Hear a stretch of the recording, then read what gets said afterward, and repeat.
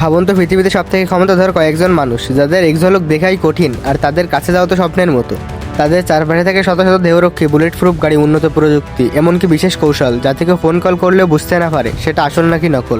কিন্তু এত শক্তিশালী নিরাপত্তার মাঝেও কি কেউ কখনো চেষ্টা করেছে তাদের টার্গেট করতে? কেউ কি ফোন হ্যাক করতে পেরেছে বা তাদের পরিচয় ব্যবহার করে লোক ঠকিয়েছে? তাই আজকের ভিডিওতে আমরা জানবো পৃথিবীর 5জন নেতার রহস্যময় নিরাপত্তা ব্যবস্থা।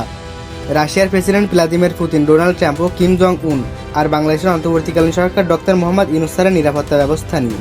চ্যানেল বহুরূপ পৃথিবী চ্যানেল নতুন হয়ে থাকলে অনুরোধ করবো চ্যানেলটি সাবস্ক্রাইব করতে এবং সাবস্ক্রাইব করে আমাদের পাশেই থাকবে, কারণ ভিডিওর একদম শেষে আমি আপনাদের বলবো একটি অবিশ্বাস্য তথ্য, যেটা জানলে আপনি বুঝবেন আসলে সবচেয়ে বড় সুরক্ষা বন্দুক বা বডিগার্ড নয়, বরং কিছু আরও অদৃশ্য শক্তি। রাশিয়ার প্রেসিডেন্ট ভ্লাদিমির পুতিনকে বলা হয় পৃথিবীর সবথেকে সুরক্ষিত মানুষদের একজন। তিনি কোথায় যাবেন, কখন বের হবেন, এমনকি সেটা তার নিজের টিমকেও অনেক সময় শেষ মুহূর্তে জানানো। পুতিনের গাড়ির ভর একই সাথে একাধিক রাস্তা দিয়ে চলে, যাতে আসল গাড়ি চিনে নেওয়া অসম্ভব হয়ে যায়। এমনকি যেখানে তিনি যান না কেন সেই জায়গায় সকল ধরনের খাবার, আসবাব সবকিছুই পরীক্ষা করে দেখা হয়, যাতে কোনো কিছুতেই বিষ বা ট্র্যাকিং ডিভাইস না থাকে। তাহলে কি কখনো তার ফোন হ্যাক হয়েছে? সরকারিভাবে এর কোনো প্রমাণ নেই, তবে রাশিয়ার বিরোধীদের ফোন স্পাইওয়্যার দিয়ে নজরদারি চালানো হয়েছে। এতে বোঝা যায় যারা পুতিনকে টার্গেট করতে পারে না তারা তাদের চারপাশের মানুষদের টার্গেট করে। এরপরে আসা যাক যুক্তরাষ্ট্রের প্রেসিডেন্ট ডোনাল্ড ট্রাম্পকে নিয়ে। ডোনাল্ড ট্রাম্পের নিরাপত্তা নিয়ন্ত্রণ করে যুক্তরাষ্ট্রের সিক্রেট সার্ভিস, কিন্তু ট্রাম্পের একটা বড় সমস্যা, তিনি সাধারণ ফোন ব্যবহার করতে ভালোবাসেন।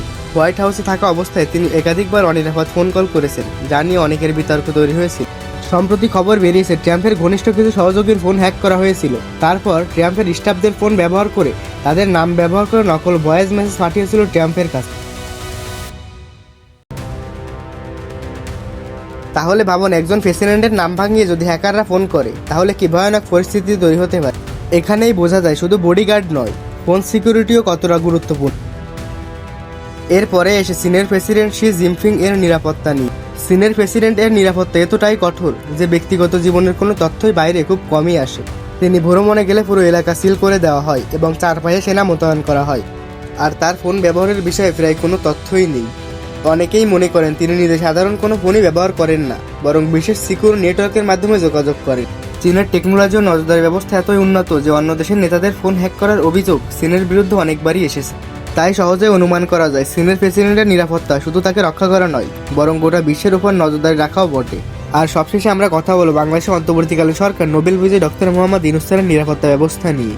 বাংলাদেশের অন্তর্বর্তীকালীন সরকারের উপদেষ্টা ডক্টর মোহাম্মদ ইউনূস স্যার বিশ্বজুড়ে একজন নোবেল বিজয়ী অর্থনীতিবিদ হিসেবে পরিচিত।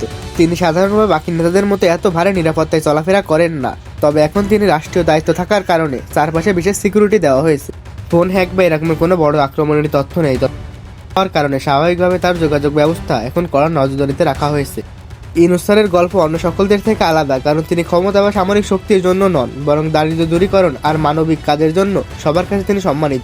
আর ভিডিওর একদম শুরুতে আমরা বলেছিলাম সবচেয়ে বড় সুরক্ষা বন্দুক বা বডিগার্ড নয়, বরং কিছু আরও অদৃশ্য শক্তি। তাহলে এখন নিশ্চয়ই বুঝতে পারছেন সেই শক্তি হলো তথ্য আর প্রযুক্তির নিয়ন্ত্রণ। কেউ যদি একজন নেতা তথ্য নিয়ন্ত্রণ করতে পারে তবে সেই ব্যক্তির নিরাপত্তা ভেঙে দেওয়া সম্ভব। আর এই কারণে পৃথিবীর ক্ষমতাধর নেতাদের তাদের ফোন, তাদের নেটওয়ার্ক, এমনকি তাদের ডিএনএ পর্যন্ত সুরক্ষিত রাখে। তাহলে আপনার কাছে কি মনে হয় পৃথিবীর সবথেকে নিরাপদ মানুষ আসলে কে, যার কাছে পৌঁছানো একেবারে অসম্ভব? কমেন্টে লিখে জানান।